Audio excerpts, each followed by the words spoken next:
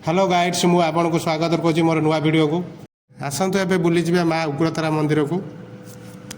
यह माँकर एक शक्तिपीठ। यही मंदिरटी खोर्धा जिला भूषुंडपुर ग्राम में उपस्थित। जो मैंने पिकनिक करने चाहते यही जगह को प्रोग्राम करके थे बुलिकी जातु। यह भुवनेश्वर ठारू 50 ରୁ 60 किलोमीटर डिस्टेंस। आपण एठाकू बाइक रे आसीपारे ना बस भी सुविधा अच्छी एठाकू आसीपारे। चिलिका एठारू बहुत कम डिस्टेंस। आपण माँ उग्रतारा बुलवा संगे संगे माँ आपण देखंतु ये मंदिर माँ का पाखक जावाई रास्ता। ये साइड रे देखंतु एटा सेल्फी पॉइंट कराई।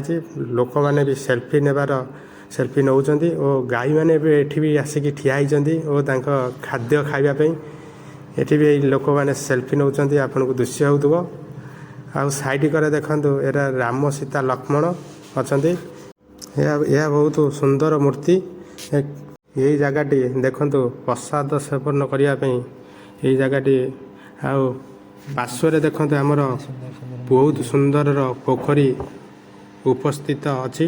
एठी लोक मैंने गाधौଛନ୍ତି।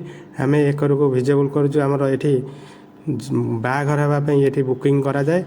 एटा भी गोटे मंडप कराई। आम साइट की देखू एठी माँ कर बहुत बड़ यज्ञ हुए। मु आपन को देखा से यज्ञ घर दृश्य। आउ एठी देखंतु माने दीप देवा दीप भी दौरान भक्त माने दीप भी दौरान दीप भी लगाउछंती। आपन को देखा जाउथबो। आ देखंतु मु भीतर को देखौछि यज्ञ हेबार दृश्य।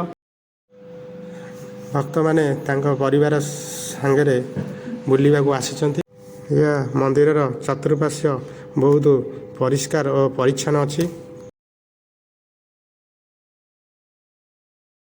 मैंने देखो मंदिर चतुर्पार्श्व बहुत सुंदर सुंदर देवादेवी मूर्ति मान अच्छी।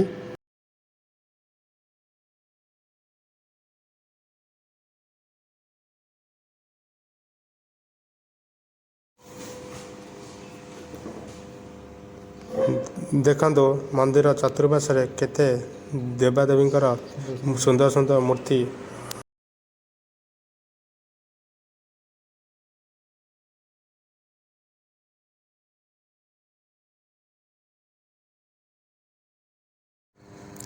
यह हूँ मंदिर पार्श्व थिबा मानसिक वृक्ष।